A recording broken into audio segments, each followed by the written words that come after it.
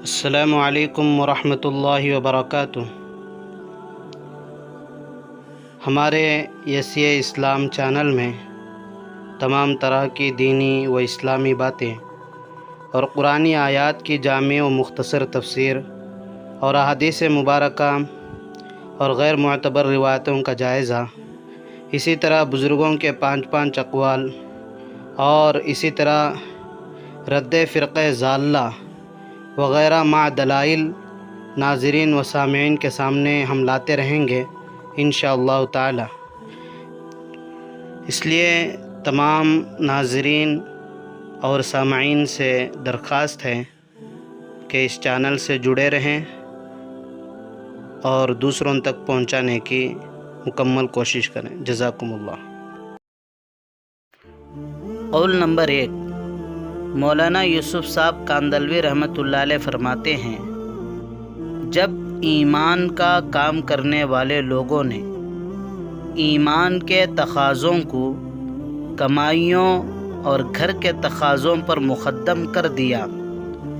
تو حق تعالی شانہ اس نقشے سے خوش ہو کر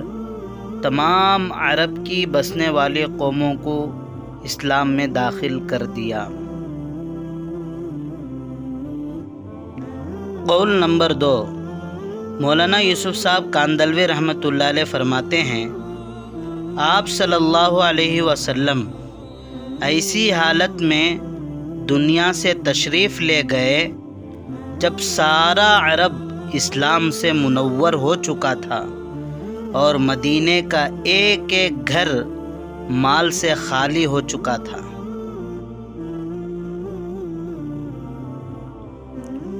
قول نمبر 3، مولانا یوسف صاحب کاندلوی رحمۃ اللہ علیہ فرماتے ہیں، تو اصل ایمان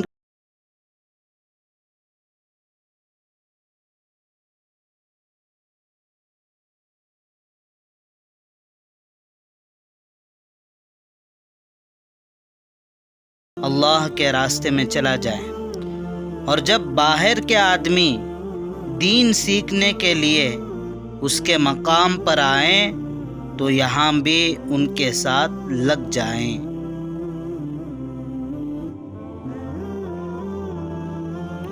قول نمبر 4،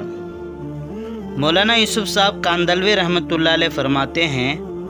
کسی انسان کی ذات میں نور نہیں ہے، نور والے اعمال سے انسان میں نور آتا ہے، اس لیے آپ لوگوں کو نور والے اعمال کرنے ہیں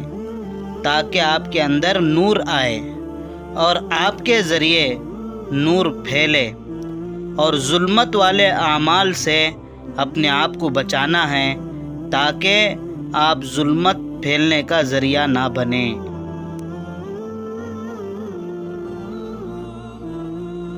قول نمبر 5، مولانا یوسف صاحب کاندلوی رحمۃ اللہ علیہ فرماتے ہیں، جب کسی بندے کو شیطان اچھے عمل سے ہٹا